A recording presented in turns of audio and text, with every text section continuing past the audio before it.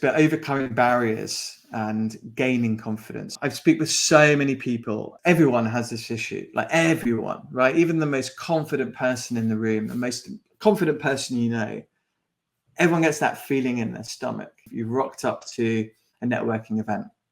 You don't know anyone. It's scary. That initial fear stops people networking and from building relationships. Ignore it. Focus on what you can control and forget the rest. And you just appreciate that everyone's in the same position and everyone's feeling the same. And so, you know, try and make that first, you know, that first connection, that first conversation, that the conversation started, and then you'll find that just people are so happy to chat. Yeah, it's a really good way to go about doing it. You know, the other thing is take ownership of your growth. So when you're networking with folks in your industry, a lot of the time people are thinking, you know, like, what do you say?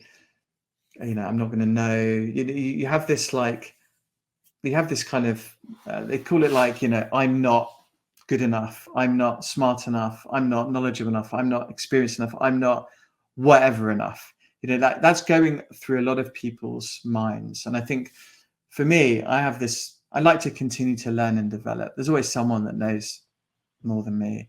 There's always something that I can learn from someone. But a lot of the time I come in with, I think of the questions like, what do I want to know? What do I want to find out?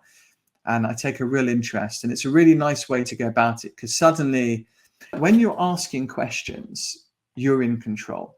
I ask you a question, you've got to respond to me.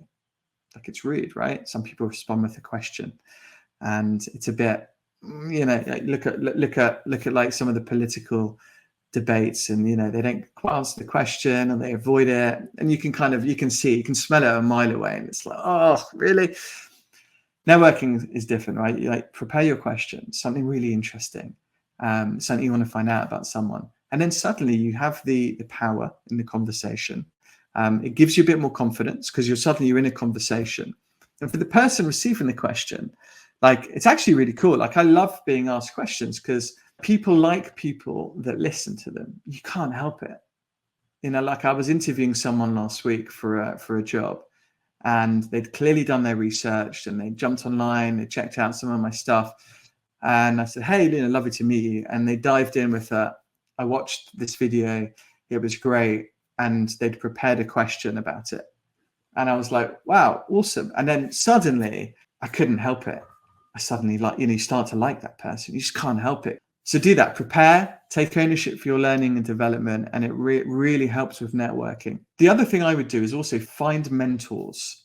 We all need a support group around us. And I often call it like being the CEO of your career, and put a personal board of directors together. These are people that have different skill sets. They're not just going to be like, yes, yes, yes, I agree with you. Of course, they're going to challenge you. Like, why are you doing what you're doing? Why do you believe what you believe?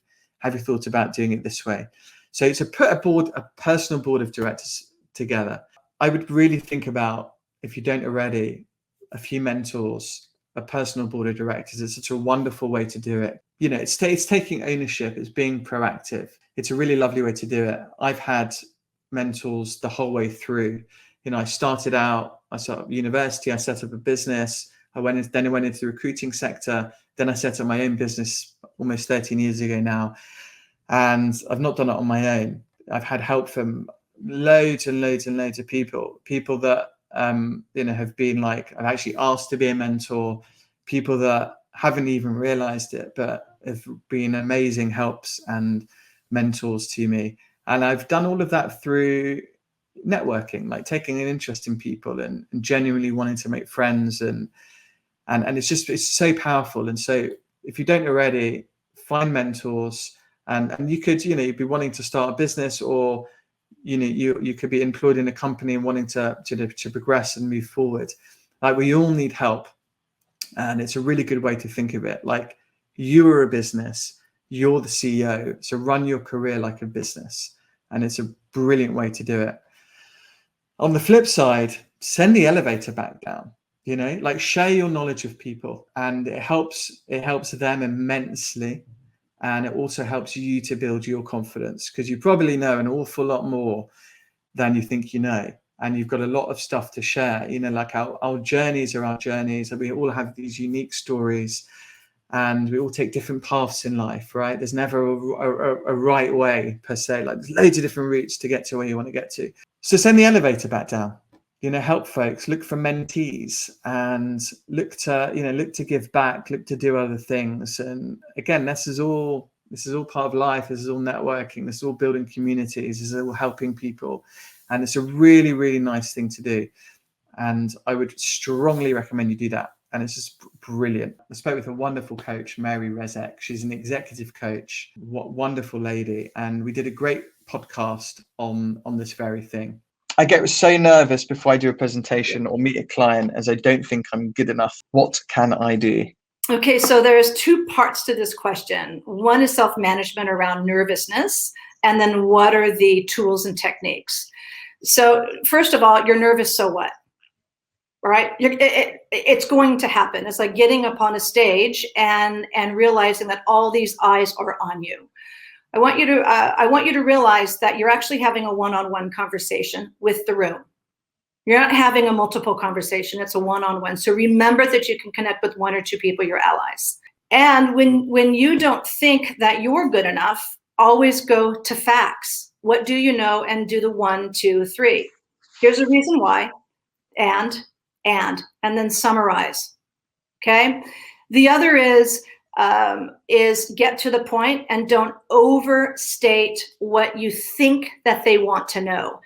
Ask them another question to clarify first that you can answer the question.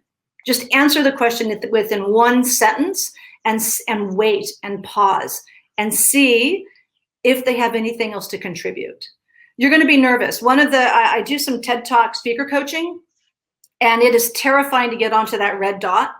And there's a lot of practice. You walk in and your knees are shaking, and the one thing that I find, and this is when the speakers are on that red dot, it's know your first 3 sentences. Same thing with the presentation. Have some note cards. Do something that will allow you to remember the first start of what you need to say, and the rest will flow. So I think there's more than just prepare. All right. It's be ready for what I call the red herrings, or the lob into a question that you're like, I don't know. Realize that that's going to happen, and be prepared for that around the ideas that you may not know or your team may not know, and own it.